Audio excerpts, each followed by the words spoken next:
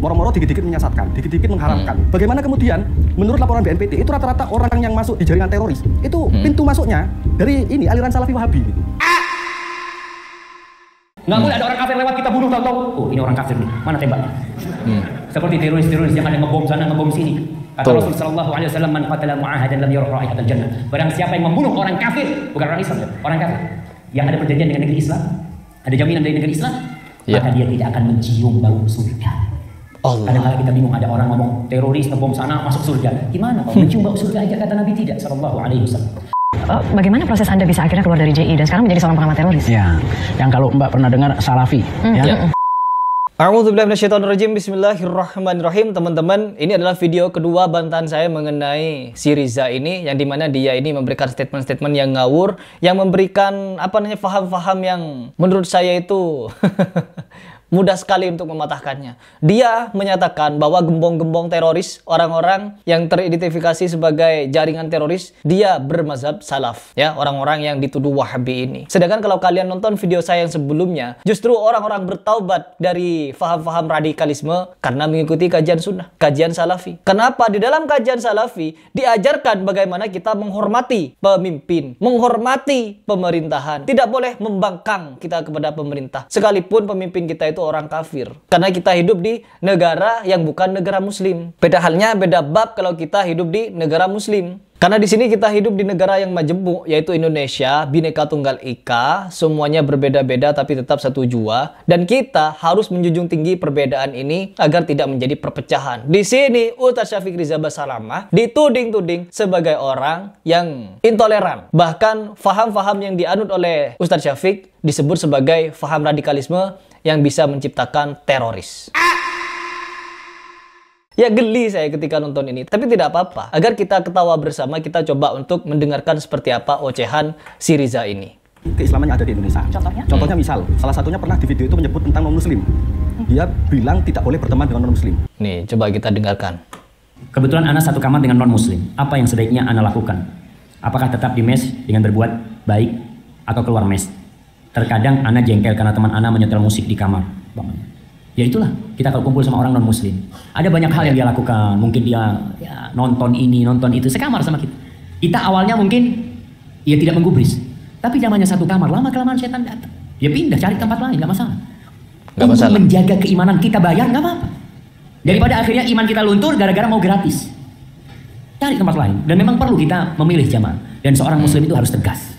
Dan di sini Ustaz Syafiq Rizal Basalamah tidak mempermasalahkan mau berteman dengan orang non-muslim atau siapapun, tapi untuk menjaga keimanan. Takutnya, karena kata Nabi Muhammad SAW, keimanan seseorang atau keislaman seseorang itu tergantung siapa temannya. Apabila dia berteman dengan orang yang penjual parfum lah, dia akan kecipratan wanginya. Kalau dia berteman dengan pandai besi, dia akan kecipratan apinya, asapnya, bahkan dia akan batuk-batuk. Dan begitu pun dengan kawan. Dengan siapa dia berkawan, maka dia akan menentukan kemana arah pola pikirnya. Dan di sini, sikap hati-hati warok adalah prinsipnya orang tasawuf, teman-teman. Warok dari perkara-perkara yang seperti itu. Perkara-perkara yang mungkin membawa kita kepada kelalaian. Jadi memang di sini bukan bermaksud Ustaz Syafiq Basalamah ini melarang kita berteman dengan orang non-muslim. Berteman boleh, tapi jangan terlalu dekat. Ya kan, di sini kita harus memang wajib untuk memilih seorang teman. Kalau kita salah memilih teman, ya kita akan fatal. Misalkan saya berteman dengan kelompok-kelompok yang seperti ini. Ya, saya berteman dengan kelompok-kelompok seperti ini. Tidak lama kemudian, semakin seringnya saya berkawan dengan orang-orang yang seperti ini, saya pasti akan ikut juga. Minimal meskipun saya tidak ikut jogetan, saya akan ikut hadir di situ, ikut nonton gitu ya. Lama-lamaan, nyaman, dan joget juga bareng sama mereka. Beginilah kalau kita bisa salah memilih teman dan salah memilih masuk ke dalam organisasi. Tidak ada salahnya apa yang disampaikan Ustaz Syafiq ini, teman-teman. Bagaimana kemudian agama yang diakui di Indonesia menurut Undang-Undang 45 ini ada 6. Terus yang kedua, pernah di suatu video beliau mengatakan bahwa berzikir itu nyanyian rame-rame gitu. Ya, itu juga sudah saya bahas. Dan mengatakan nyanyian, ya benar fakta itu adalah nyanyian. Orang yang melantunkan dengan senandung-senandung, itu namanya nyanyian. Dan apakah nyanyian itu haram? No, Ustaz Syafiq Rizal Basalamah tidak menyatakan nyanyian itu haram. Ustaz, apa hukum berselawat yang dilakukan? Apakah dibenarkan dalam syariat Islam? Jadi kalau solawat dilakukan seperti pantun, seperti syair jemaah, insya Allah nggak ada masalah.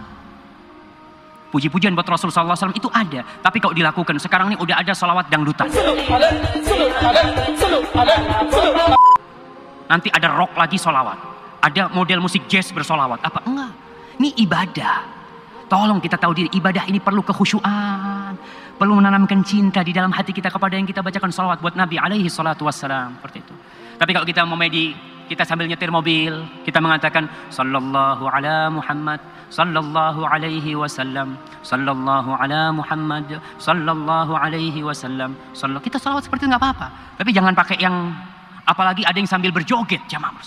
Maka tolong kita ini umat Rasul sallallahu alaihi wasallam, ikuti Nabi alaihi salatu wasallam. Ustadz Syafiq Riza Basalamah menyatakan bagaimana kalau kita ada sekarang improvisasi dari solawat-solawat ke nyanyi-nyanyian yang membuat solawat-solawat itu diiringi dengan musik-musikan dan dibuat joget-jogetan.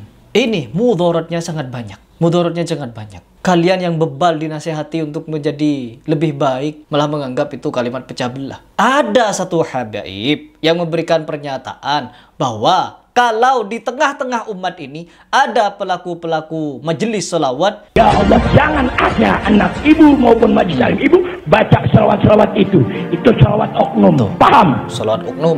Laknat Allah Ta'ala buat mereka. Enggak. Kalau salawat-salawat yang sekarang viral itu bukan salawat terlaknat itu bagi mereka, salawat terpuji.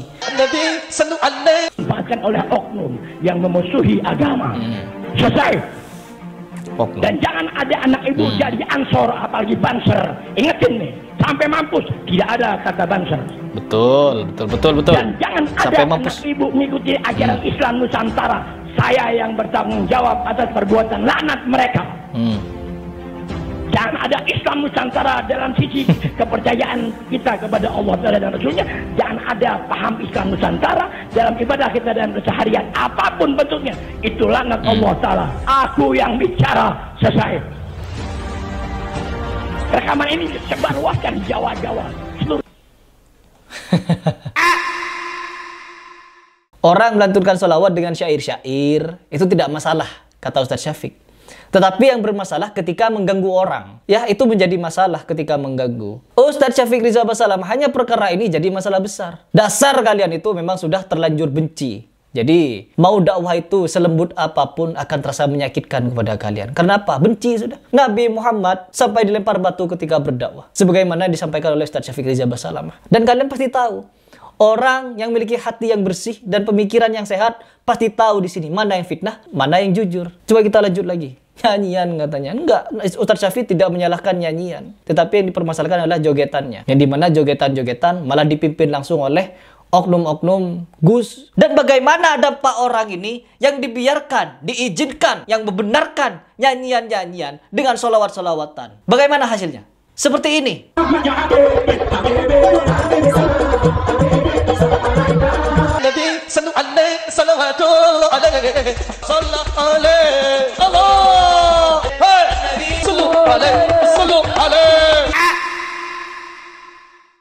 Lanjut dulu. Moro-moro dikit-dikit menyesatkan, dikit-dikit mengharamkan. Bagaimana kemudian menurut laporan BNPT itu rata-rata orang yang masuk di jaringan teroris itu pintu masuknya dari ini aliran Salafi Wahabi gitu. No, bukti yang sudah saya sebutkan apa tadi? Ya, kalau kalian nonton video saya yang sebelum, kalau orang-orang yang berkeyakinan Salafi tidak ada satupun yang menjadi teroris. Karena apa? Jangankan meneror umat, meneror orang-orang yang jelas-jelas berbeda akidah, tidak boleh. Coba kita simak lagi seperti apa pernyataan dari Ustadz Riza Basalamah mengenai terorisme seperti yang disampaikan oleh si Riza Dablek ini. Nggak boleh ada orang kafir lewat kita bunuh tahu-tahu. Oh, ini orang kafir nih. Mana tembaknya? Seperti teroris-teroris yang ada ngebom sana, ngebom sini. Kata Rasul sallallahu alaihi wasallam, "Man qatala mu'ahadan lam yarah raihatal jannah." Barang siapa yang membunuh orang kafir, bukan orang Islam, orang kafir, yang ada perjanjian dengan negeri Islam, ada jaminan dari negeri Islam, maka dia tidak akan mencium bau surga. Kadang-kadang kita bingung, ada orang ngomong teroris ngebom sana masuk surga. Gimana? Kalau mencium bau surga aja, kata Nabi tidak sallallahu alaihi wasallam. Ada wallahu a'lam bishawab. Itu yang bisa kita kaji pada kesempatan kali ini. Sebenarnya kalau berbicara tentang keindahan Islam masih banyak sekali. Gali terus jangan, gali terus tentang keutamaan Islam ini. Islam itu agama rahmatan lil alamin. Wanita memberi minum anjing.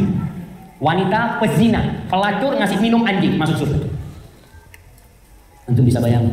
Wanita lain, kita bicara wanita lagi. Itu mengurung seekor kucing. Kucing dikurung, nggak dikasih makan sampai mati, masuk neraka. Ya. Bayangkan, yang satu anjing masuk surga, yang satu gara-gara kucing masuk neraka. Islam agama rahmatan lil alamin. Nabi kita adalah nabi rahmatan lil alamin, dan orang-orang kafir sampai hari ini terus mereka ingin menyudutkan Islam. Mereka bikin karikatur-karikatur yang macam-macam mereka bikin untuk menyudutkan agama Islam ini, padahal Islam agama rahmatan lil alamin. Dan Eropa tiap hari yang masuk Islam puluhan orang, bahkan ratusan. Dan mereka takut Islam itu menerangi dan memberikan kedamaian ke dunia ini. Tapi yang jelas Islam datang, akan datang zaman. Karena kita yakin janji Allah itu pasti. Dan bumi ini punya siapa? Punya Allah. Allah akan berikan kepada hamba yang Allah kehendaki. Jelas ya. Di situ kalian yang sibuk mencari pembenaran terhadap pembubaran itu gak ketemu-ketemu. Kalian mengatakan gembong teroris dari Salafi, gak ketemu. Gak ada. Yang ada kajian-kajian salaf lah yang memberikan pemahaman-pemahaman sehingga orang-orang itu taubat dari pemahaman radikalisme. Dulu Anda seperti apa Pak Ayub? Anda gabung di NII yang sekarang menjadi JI itu kan tahun 82. Ya. Kemudian Anda keluar tahun 99 gitu. Nah, bagaimana proses Anda bisa akhirnya keluar dari JI dan sekarang menjadi seorang pengamat teroris? Ya. Jadi perjalanan yang panjang itu justru saya ketika ditugaskan di Australia, kan saya sejak bergabung dengan NII 82, terus bergabung 86 dikirim ke Afghanistan, di Akmil, lulus Akmil, terus memimpin lagi bersama Abu Tolut sebagai komandan untuk orang-orang ini Indonesia.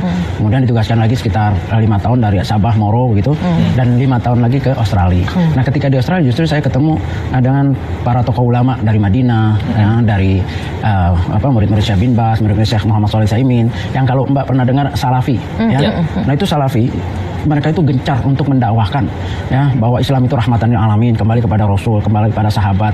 Islam yang rahmat itu mereka selalu mendakwahkan. Saya termasuk salah satu yang didakwahkan. Ya, kita ketika itu debat lah. Saya bilang mereka ini Murji'ah, saya dibilang Khawarij. Akhirnya proses singkatnya alhamdulillah saya sadar bahwa perjalanan saya ini salah. Yang istilah bahasa syariatnya itu Khawarij, kelompok yang memang sudah disyaratkan oleh Rasulullah SAW tentang kesesatannya.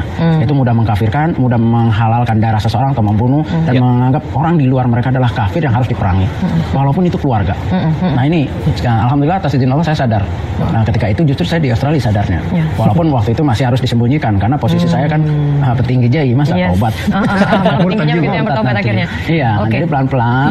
Tetapi dalam pembinaan-pembinaan saya sudah mengarahkan mereka untuk cobalah pelajari apa yang disebut Salafi. Nah, karena Salafi itu bayangkan pengajarannya jangankan berontak, demo aja diharamkan. Demonstrasi itu bagi ajaran Salafi itu haram dengan dalil-dalilnya.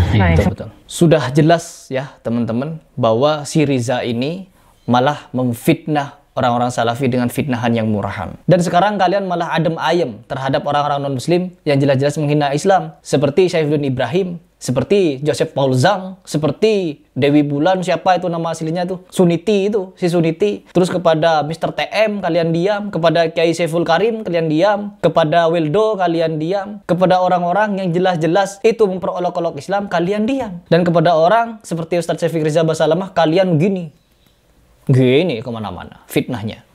Na'udzubillah min dzalik.